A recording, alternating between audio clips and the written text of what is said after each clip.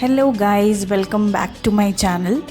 और जैसे कि आप जान चुके हो और जान गए हो पुराने वीडियोस देख के कि हम लोग अभी अंडमान की सीरीज़ का व्लॉग बना रहे हैं। तो जैसे कि आपने पिछले वीडियो में देखा था कि हम थे हैवलॉक आइलैंड और फिर वहाँ से हमने पूरा एक्सप्लोर किया, हमने स्कूबा किया और हमने सी वॉक किया, काफ़ी कुछ किया। तो उसके बाद वाला मैंने आपसे कहा था कि मैं आपको नेक्स्ट जो आइलैंड होगा वो काफ़ी इंटरेस्टिंग होगा और काफ़ी सरप्राइजिंग होगा। तो यस, आपने जैसे कि थंबनेल से या टाइटल से देखा हो कि आज हम कहाँ पे जाने वाले हैं। तो हम जा रहे हैं रॉस आइलैंड। उसे नेताजी सुभाष चंद्र बोस आइलैंड भी कहा जाता है। तो वीडियो में बने रहे, जैसे कि हम देख पाएंगे कि आगे आगे क्या है इस आइलैंड में, क्या खूबसूरत है, किस बात के लिए फेमस है। तो बने रहे चैनल पे।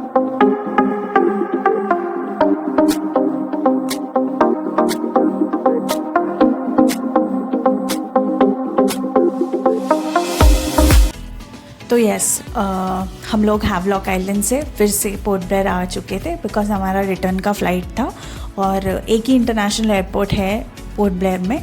सो वहाँ से हमें रिटर्न फिर से हमारे घर पहुँचना था।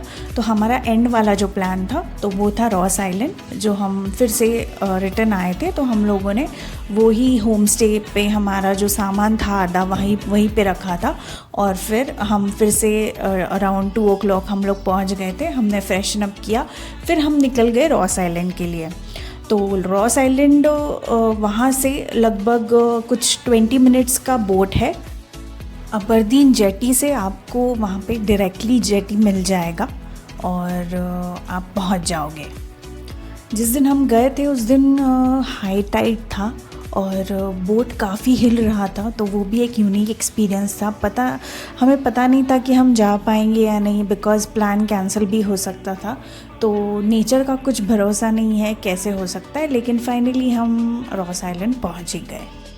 रॉस आइलैंड एक बहुत छोटा सा आइलैंड है और उसकी जो हिस्ट्री है हम आगे जाके वीडियो में बने रहे, हम उसके बारे में जानेंगे। बट फ़िलहाल के लिए इतना खूबसूरत आइलैंड है वो।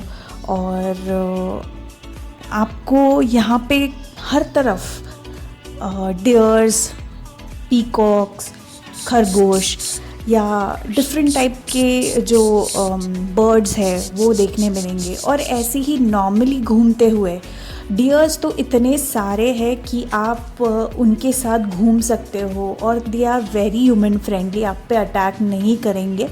और काफ़ी यूनिक एक्सपीरियंस था और एकदम ही मैंने ऐसा कुछ जो एक्सपीरियंस था इस आइलैंड का तो बहुत ही डिफरेंट था। वहाँ पे बहुत यूनिक पेड़ है, उसके जो रूट्स है वो आपको बाहर दिखेंगे और जहाँ पे जो भी खंडर हुए, जो भी ऑफिसेस है और जो भी प्रॉपर्टी है वहाँ पे वो पूरे रूट्स फैले हुए हैं। तो बहुत ही मैंने ऐसा कुछ पहली बार देखा था। और जैसे कि हम पिक्चर्स की, जहाँ पे पिक्चर्स बहुत अच्छा होता है और ऐसे हमने हॉरर फिल्म्स में देखा था, वैसे काफ़ी सारे पिक्चर्स आप वहाँ पे ले सकते हो। तो ऐसा काफ़ी पिक्चर्स देखने मिला और काफ़ी सुंदर सा वो एक्सपीरियंस था। अब आते हैं हम रॉस आइलैंड की हिस्ट्री पे।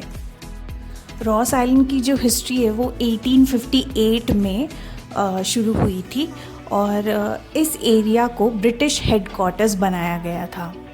तो ब्रिटिश के टाइम पे वहाँ पे उनके घर हुआ करते थे, चर्चेस, क्लब्स, हॉस्पिटल्स, बेकरीज़ या कैफ़ेज़ उनके ओर से। तो वहाँ पे उन्होंने पूरा बिल्ड किया था और इसको वो लोग पेरिस ऑफ द ईस्ट भी कहते थे।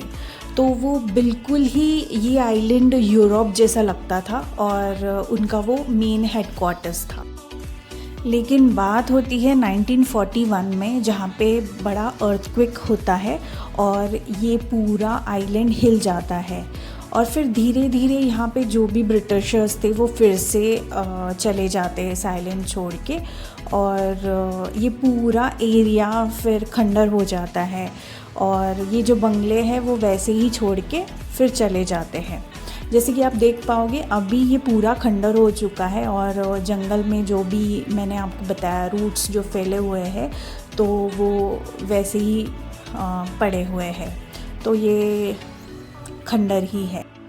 1943 में जब नेताजी सुभाष चंद्र बोस ने आज़ाद हिंद फोर्स बनाई थी, तभी उन्होंने अंडमान निकोबार में आकर आज़ादी का झंडा फहराया था।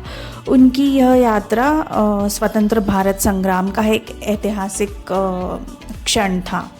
तो रॉस आइलैंड को उन्होंने अपना अधीन घोषित किया था।